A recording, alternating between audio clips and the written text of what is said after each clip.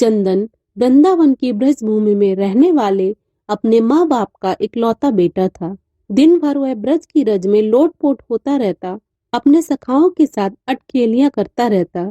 सारे दिन अपने सखाओं के साथ गैया चराने जाता, शाम होने पर यमुना जी में स्नान करके वापस घर आता। घर आकर माँ बाप के चरण छूकर प्रसादी पाता। यही उसकी दिनचर्या थी।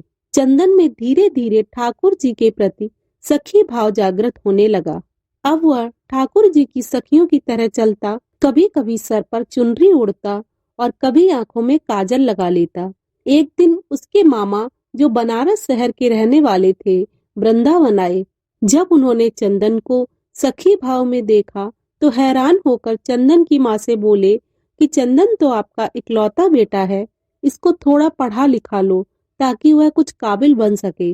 चंदन के माता पिता उसके मामा की बात सुनकर सोचने लगे कि हाँ, कह तो यह ठीक ही रहा है, और चंदन को उसके मामा के साथ शहर में पढ़ने के लिए भेज दिया। शहर में पहले तो चंदन का मन नहीं लगा, लेकिन धीरे धीरे उसका मन वहां लग गया और बड़े अच्छे से पढ़ाई करने लगा। चंदन अब बड़ा होने लगा। चंदन शहर में रहकर वहां रच बस गया था, लेकिन उसके अंदर ब्रज रस का रस कूट कूट कर उसके प्रत्येक रोम रोम में बसा हुआ था, जो कि उसको कभी भी ब्रज से दूरी महसूस नहीं कराता था। इसलिए वह अपने आप को वहां अकेला नहीं समझता था, क्योंकि वह अपने अंदर ही पूरे आनंद में रहता था। चंदन की कक्षा में एक छात्रा उसकी सखा बन गई, जिसका नाम ललिता था। ललिता, जिसके माता पिता बचपन में ही स्वर्गवासी हो चुके थे, वह अपने नाना नानी के साथ रहती थी। वह बहुत ही सीधी सादी लड़की थी। चंदन और ललिता की खूब बनती थी। स्कूल खत्म होने पर दोनों इकट्ठे ही आगे की पढ़ाई के लिए कॉलेज में प्रवेश हुए। वहां पर इकट्ठे पढ़े।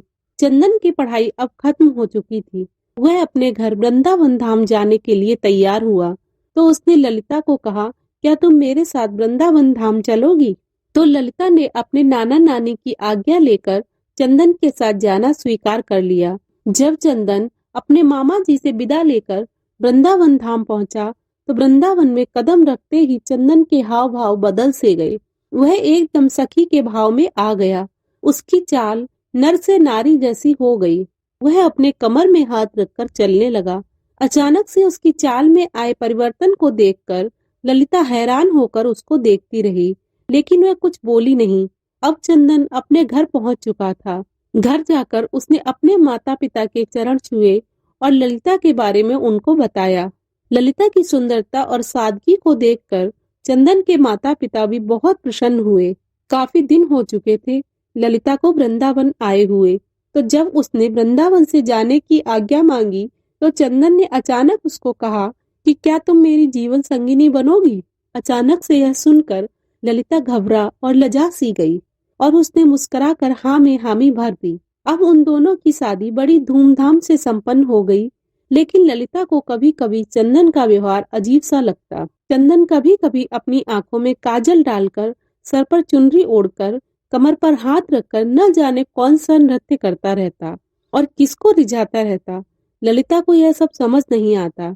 एक दिन उसने पूछा कि आप कभी कभी ऐसा रूप क्यों धारण कर लेते हो? तो चंदन मुस्कुराकर उसकी तरफ देखने लगा, और तभी उसने मन में कुछ निश्चय किया और कहा कि प्रिय, सुबह तैयार हो जाना, मुझे तुम्हें कहीं पर लेकर जाना है। ललिता को कुछ समझ नहीं आया, लेकिन पति की आज्ञा को मानकर वह जल्दी सुबह उठकर तैयार हो गई। चंदन उसको बरसाना धाम ले गया, और किशोरी जी के निज महल में जाकर उसने अपने पाँव में घुंघरू बांधकर, आंखों में काजल लगाकर, कमर में चुनरी बांधकर नृत्य करना शुरू कर दिया। ललिता उसको देखकर हैरान हो रही थी कि अचानक से चंदन को क्या हो गया है। वह तो बस अपनी धुन में किशोरी जी के आगे नृत्य करता जा रहा था। उसका नृत्य इतना मंत्र मुग्ध करने वाला था कि वहां पर आए सभी भक्तजन ठिठक कर उसके नृत्य का आनंद ले रहे थे। बाहर से कभी कभी पवन का एक झोंका आकर चंदन के नृत्य का आनंद ले जाता, और कभी कभी सूरज की किरणें अंदर आकर चंदन के पैरों में बसते नुपुर से निकली राधे राधे की ध्वनि को सुनकर आनंदित हो जाती। जब चंदन थोड़ा शांत हुआ, तो उसने ललिता को बताया कि यह हमारी लाडली सरकार हैं, इनको नमन करो। ललिता को तब भी कुछ समझ न आया। वह अभी भी असमंजस में थी।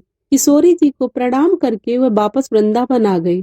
तभी दूसरी ओर उसी शाम ठाकुर जी और किशोरी जी यमुना जी में नौका विहार करने के लिए निकले। नौका बहुत ही सुंदर तरीके से सजी हुई थी। नौका में चारों ओर कमल और मोगरे के फूल लगे हुए थे।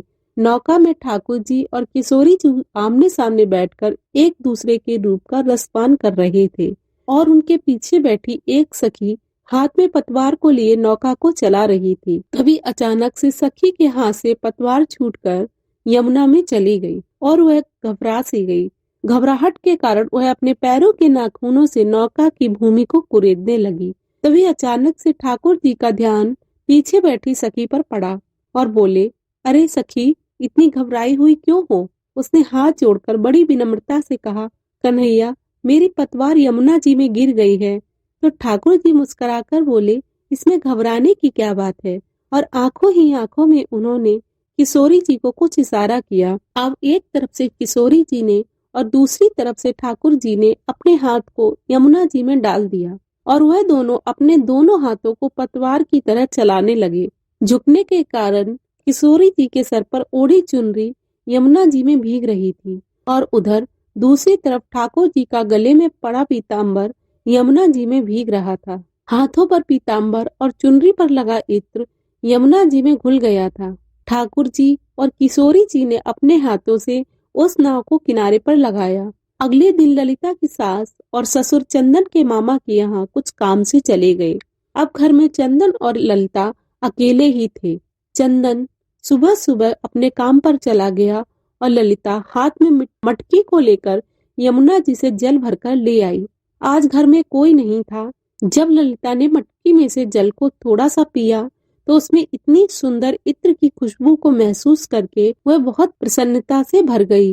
धीरे धीरे उसने उस मटकी में से काफी जल पी लिया और जब थोड़ा सा जल शेष बचा तो उसका ध्यान मटकी पे पड़ा तो वह क्या देखती है कि नौका में बैठकर विहार करते किशोरी जी और लालजू नजर आ रहे हैं। ललिता घबरा कर दीवार के सहारे टेक लगाकर खड़ी हो गई। उसको कुछ भी सूझ नहीं रहा था।